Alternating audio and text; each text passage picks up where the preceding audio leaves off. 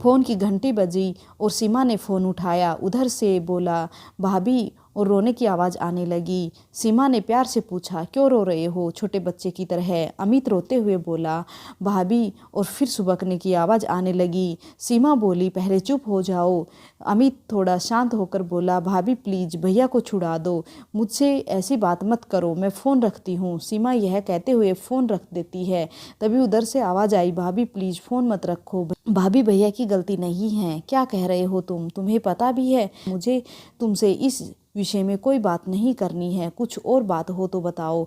भाभी मैं जानता हूँ, अमित रुधे हुए स्वर में बोला। सीमा न चाहते हुए भी थोड़े गुस्से में बोली क्या जानते हो, यह ही कि भैया ने आपको मारा और क्यों मारा ये सभी जानता हूँ। अमित थोड़ा धीरे से बोला। सीमा को अब गुस्सा आने लगा। वो थोड़ी तेज आवाज़ में बोली ये सब कहने को तुम्हें किसने कहा। भाभी किसी ने नहीं, मम्मी पापा तो किसी वकील से मिलने गए हैं, उन्होंने तो आपसे बात करना भी मना कर दिया है। अमित ने जवाब दिया।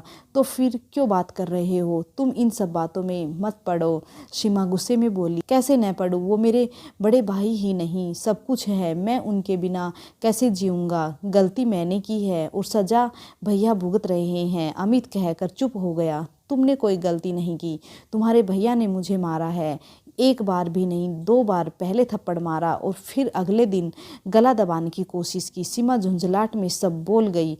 अमित भी चीख कर बोला माँ ने कहा था कि उसे सच जानना था कि उसने अमित की स्कूल यूनिफॉर्म और टाई और बेल्ट क्यों छुपा दी थी। वो भैया को बार बार फ़ोन करके परेशान किए जा रही थी। भैया ने बताया था कि आपने ऐसा कुछ नहीं किया। उन्होंने कहा आप झूठ बोल रही हैं, आप चाहती ही नहीं कि मैं पढ़ूं। बस भैया को गुस्सा आ गया। मैंने सोचा भैया जब शांत हो जाएंगे तो मैं सब सच बता दूंगा।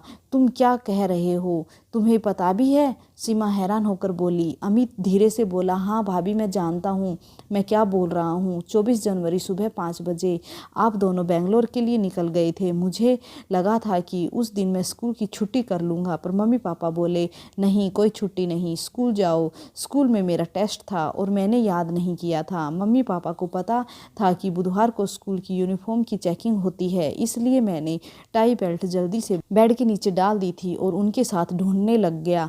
बस ढूंढते ढूंढते समय कट गया। मम्मी को लगा आप छुपा कर गई हैं। उन्होंने तभी भैया को फ़ोन लगाकर गुस्से में आपके लिए बहुत कुछ कहा और साथ में ये भी कह दिया कि आप चाहती ही नहीं मैं पढ़ूं।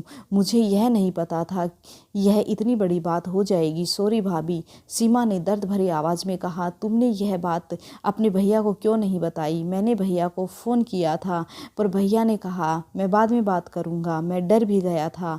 भाभी प्लीज़ मेरे भैया को जेल से निकलवा दो, उनकी ज़िंदगी ख़राब हो जाएगी। उन्होंने बहुत मेहनत की है तब जाकर इतनी अच्छी नौकरी मिली है। भाभी प्लीज़ मेरी खातिर यह कहकर अमित ज़ोर ज़ोर से रोने लगा। सीमा बोली चुप हो जाओ, मैं तुम्हारे भैया को जेल से निकलवा दूंगी, पर तुम प्रॉमिस करो तुम हमारी इन बातों के बारे में कभी किसी को नहीं बताओगे, अपने भैया तक को भी नहीं। आज के बाद मुझसे बात भी मत करना। सीमा ने फ़ोन रख दिया। फ़ोन रख कर वो फुट फुट कर रोने लगी। थोड़ी देर बाद चुप हो गई और कंप्लेंट वापस कैसे लेनी है सोचने लगी। पापा ने ही वहाँ से थाने में फ़ोन किया था और पुलिस रात को आकर पकड़ कर ले गई थी। तभी दरवाजे पर बेल बजती है। वह दरवाजे के पीप होल से देखकर दरवाज़ा खोल देती है और दरवाज़ा खोलते ही अपने पापा के गले लगकर खूब रोती है। उसके पापा की भी आंखें नम हो जाती हैं। फिर उसके पापा उसे चुप करवाते हैं और उसे कहते हैं तैयार हो जाओ, थाने जाना है, FIR लिखवानी है। रात को सिर्फ तुम्हारे प्रोटेक्शन के लिए पुलिस उसे ले गई थी। सीमा पहले अपने पापा को पानी देती है और फिर चाय बना कर लाती है। पापा कहते हैं चाय क्यों बनाई। सीमा कहती है पापा पहले मुझे आपसे कुछ बात करनी है, और फिर वह बैठकर सब बातें बताती है। बातें सुनकर पापा एक गहरी लंबी सांस लेते हैं और कहते हैं तो अब तू क्या करना चाहती है, दुखी मन से पूछते हैं। पापा मुझे कुछ नहीं करना, बस आप उस इंसान को जेल से निकलवा दो और अब मैं अपनी ज़िंदगी खुद ही जी लूँगी। अभी आपके साथ आपके घर जाऊँगी और नौकरी करूँगी, बस अभी और कुछ नहीं। उसके पापा उसके सर पर हाथ रखते हुए एक लंबी सांस लेते हैं और कहते हैं बेटा वो तेरा घर है और सदा तेरा ही घर रहेगा। भावुक हो उठते हैं। फिर फिर अपने आप को संभालते हुए कहते हैं, तू जो चाहे कर, बस खुश रहने की कोशिश कर। और खुद के आंसू संभाल नहीं पा रहे थे।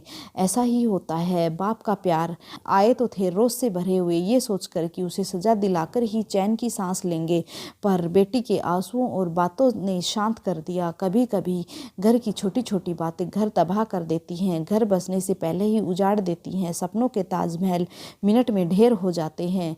मेरी बेटी का क्या कसूर था, ये सब सोचते हुए उठते हैं और सीमा को सामान पैक करने के लिए कहते हैं। फिर पापा बेटी थाने जाने के लिए निकल जाते हैं और कंप्लेन वापस ले लेते हैं। तो आपको ये स्टोरी कैसी लगी? ये वीडियो पसंद आई है तो लाइक कीजिए और चैनल को सब्सक्राइब कर लीजिए इसी तरह के वीडियो के लिए। Okay, thank you friends.